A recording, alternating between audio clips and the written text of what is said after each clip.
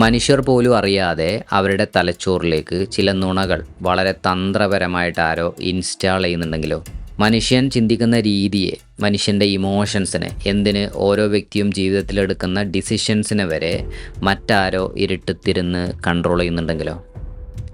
ഇന്ന് നമ്മൾ സംസാരിക്കുന്നത് പ്രൊപ്പഗണ്ട എന്ന വലിയ ചതിക്കുഴിയെക്കുറിച്ചാണ്. അതിൻ്റെ പിന്നിലെ ആ ഭയപ്പെടുത്തുന്ന സൈക്കോളജിയെക്കുറിച്ച്. I am Aju. Welcome back to the മനസോളജിസ്റ്റ്.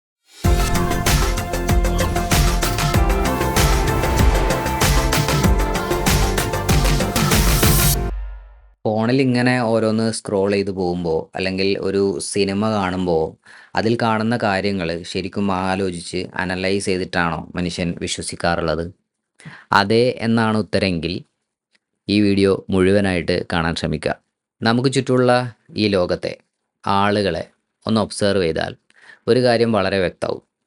മനുഷ്യൻ ഒന്നിനെക്കുറിച്ചും അത്ര ആഴത്തിൽ ചിന്തിക്കാറില്ല എന്നതാണ് ആ കാര്യം. ഞാൻ എക്സ്പ്ലെയിൻ ചെയ്യാം. അതിനു മുമ്പ് ഒന്ന് ഇമാജിൻ ചെയ്ത് നോക്കൂ. പാതിരാത്രിയിൽ ഇരുട്ട് മുറിയിൽ ഒറ്റയ്ക്കിരിക്കുന്ന ഒരാൾ. ആകപ്പാടെയുള്ള വെളിച്ചം കയ്യിലിരിക്കുന്ന ഫോണിൻ്റെ ആ ഒരു തിളക്കം മാത്രമാണ്. അയാൾ നന്നായി തളർന്നിട്ടുണ്ട്. മനസ്സ് ഏതാണ്ട് മരവിച്ച ഒരവസ്ഥയിലാണ്.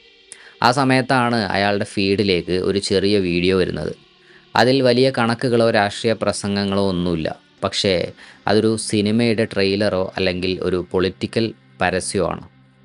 അതിൻ്റെ ബാക്ക്ഗ്രൗണ്ടിൽ കേൾക്കുന്ന ആ മ്യൂസിക്, അതിൻ്റെ വിഷ്വൽസ്, അത് മനുഷ്യൻ്റെ ഉള്ളിൽ ഒരു തരം പേടിയോ അല്ലെങ്കിൽ വല്ലാത്തൊരു ദേഷ്യമൊക്കെ ഉണ്ടാക്കുന്ന ഒന്നാണ്.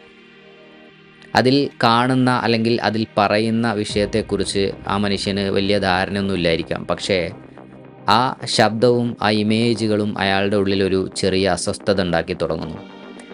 പിന്നീട് ഇതേ കാര്യം പലതവണ പല രൂപത്തിൽ അയാളുടെ മുന്നിലെത്തുന്നു. കുറച്ച് ദിവസങ്ങൾ കഴിയുമ്പോൾ ആ മനുഷ്യൻ പോലും അറിയാതെ ഉള്ളിൽ കയറിയ വലിയ നുണയെ ഒരു പരമസത്യമായി അയാൾ സ്വീകരിച്ചു കഴിഞ്ഞിരിക്കുന്നു. മനുഷ്യൻ്റെ ബ്രെയിൻ എത്ര എളുപ്പത്തിലാണ് ഇത്തരം കെണികളിൽ വീണു പോകുന്നത് എന്ന് നമ്മൾ ചിന്തിക്കേണ്ടതുണ്ട്. ഇവിടെ ശരിക്കും എന്താണ് സംഭവിച്ചത്? ആ പറഞ്ഞ മനുഷ്യൻ്റെ ബുദ്ധിയും ലോജിക്കും ഒക്കെ എവിടെ പോയി? നമ്മളൊക്കെ വിശ്വസിക്കാൻ ഇഷ്ടപ്പെടുന്നത് നമ്മൾ ഭയങ്കര ബുദ്ധിമാന്മാരാണെന്നാണ്. എല്ലാ കാര്യങ്ങളും ആലോചിച്ച് തീരുമാനം എടുക്കുന്നവർ. പക്ഷേ പ്രൊപ്പഗണ്ടയുടെ കാര്യത്തിൽ യാഥാർത്ഥ്യം മറ്റൊന്നാണ്. പ്രൊപ്പഗണ്ട എന്നത് മനുഷ്യൻ്റെ ബുദ്ധിയല്ല ഫോക്കസ് ചെയ്യുന്നത്, മറിച്ച് ബ്രെയിനിൻ്റെ ഒരു ബാക്ക് ഡോർ വഴി, അതായത് മനുഷ്യൻ്റെ വികാരങ്ങളിലൂടെയാണ് അത് അകത്തേക്ക് നുഴഞ്ഞു കയറുന്നത്. സൈക്കോളജിയിൽ ഇലാബറേഷൻ ലൈക്ലിഹുഡ് മോഡൽ എന്നൊരു സംഭവമുണ്ട്. കേൾക്കുമ്പോൾ വലിയ പേരാണെന്ന് തോന്നുമെങ്കിലും സംഗതി വളരെ സിമ്പിളാണ്. ഈ മോഡൽ അനുസരിച്ച് മനുഷ്യൻ്റെ മനസ്സിനെ ഇൻഫ്ലുവൻസ് ചെയ്യാൻ പ്രധാനമായിട്ടും 2 വഴികളാണുള്ളത്. ഒരു ഡിസിഷൻ എടുക്കാൻ മനുഷ്യൻ എങ്ങനെയാണ് ഇൻഫർമേഷൻസിനെ പ്രോസസ്സ് ചെയ്യുന്നത് എന്നതുമായി ബന്ധപ്പെട്ടതാണ് ഈ 2 വഴികളും. ഒന്നാമത്തേത് സെൻട്രൽ റൂട്ട്. ഇവിടെ നമ്മൾ കാര്യങ്ങളെ ശരിക്കും ആലോചിച്ച് അതിൻ്റെ ആഴങ്ങളിലേക്ക് ഇറങ്ങിച്ചെന്ന് ഇഴകീറി പരിശോധിക്കുകയാണ് ചെയ്യുന്നത്. ഇതിൽ ലോജിക്കുണ്ട്, വസ്തുതകളുണ്ട്, പക്ഷേ ഒരു പ്രശ്നമുണ്ട്. ഇതിന് നല്ല മെൻ്റൽ എനർജി വേണം. അതായത് ബ്രെയിനിന് നല്ലൊരു പണി കൊടുക്കാൻ തയ്യാറുള്ളവർക്ക് മാത്രമേ ഈ വഴിയിലൂടെ കാര്യങ്ങളെ കാണാൻ കഴിയൂ. കാര്യങ്ങൾ കൃത്യമായിട്ട് പഠിച്ച് ബോധ്യപ്പെട്ടതിന് ശേഷം മാത്രം ഒരു തീരുമാനം എടുക്കുന്ന രീതിയാണിത്. രണ്ടാമത്തേത് പെരിഫറൽ റൂട്ട്. ഇതാണ് പ്രൊപ്പഗണ്ടകളുടെയും പരസ്യങ്ങളുടെയും സ്ഥിരം തട്ടകം. ഇതൊരു ഷോർട്ട് കട്ടാണ്. ഇവിടെ പറയുന്ന കാര്യത്തിൽ എത്രത്തോളം സത്യമുണ്ടെന്നോ യുക്തിയുണ്ടെന്നോ ഒന്നും മനുഷ്യർ നോക്കാറില്ല.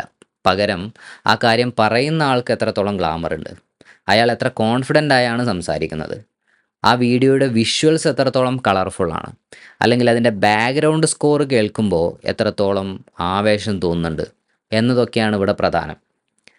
നമ്മുടെ ബ്രെയിന് സ്വാഭാവികമായിട്ടും എനർജി സേവ് ചെയ്യാൻ നോക്കുന്ന ഒന്നായതുകൊണ്ട് മിക്കപ്പോഴും നമ്മൾ വീഴുന്നത് ഈ രണ്ടാമത്തെ എളുപ്പവഴിയിലായിരിക്കും.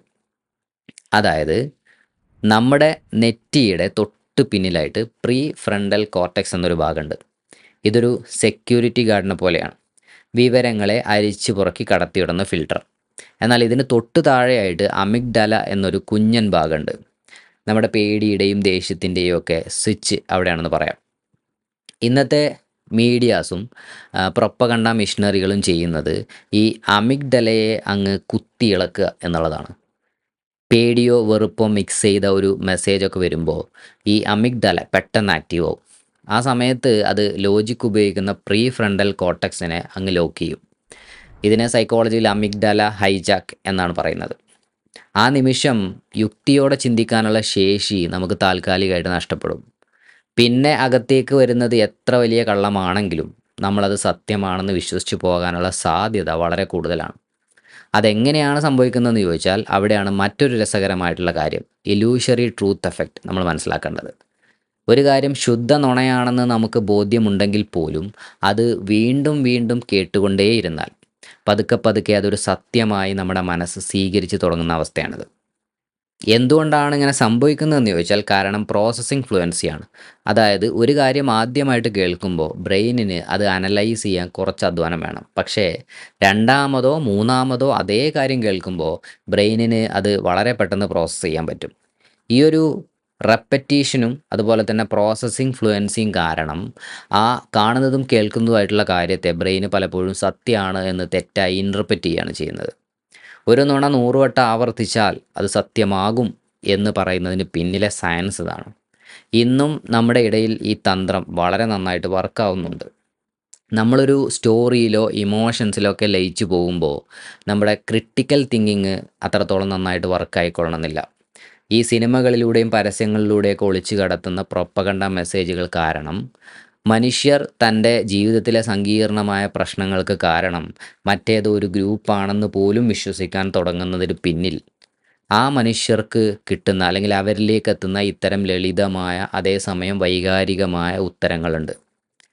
ശരിക്കും പറഞ്ഞാൽ നമ്മളൊക്കെ ഒരുതരം കോഗ്നിറ്റീവ് മൈസേഴ്സാണ്. അതായത് അധികം തലപുകക്കാതെ എളുപ്പത്തിൽ കിട്ടുന്ന കാര്യങ്ങൾ വിശ്വസിക്കാൻ ഇഷ്ടപ്പെടുന്നവർ. ഇന്നത്തെ കാലത്തെ നമ്മുടെ മീഡിയ അൽഗോരിതങ്ങളും ചില സിനിമകളും ഈ ഒരു ജനറൽ ടെൻഡൻസിയെ അല്ലെങ്കിൽ ഈ വീക്ക്നെസ്സിനെയാണ് യൂട്ടിലൈസ് ചെയ്യുന്നത്.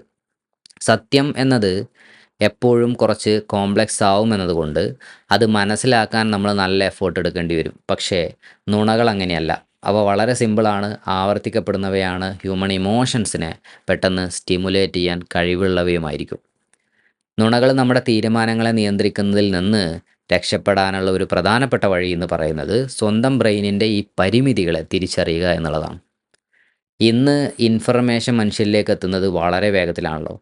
ആ വേഗതയും ഓവർലോഡും ഇമോഷണൽ സ്റ്റിമുലേഷനൊക്കെ കാരണം കാര്യങ്ങളെ കൃത്യമായിട്ട് അനലൈസ് ചെയ്യാൻ നമ്മുടെ പ്രീ ഫ്രണ്ടൽ കോർട്ടെക്സിന് സമയം കിട്ടുന്നില്ല എന്നത് മറ്റൊരു കാര്യം.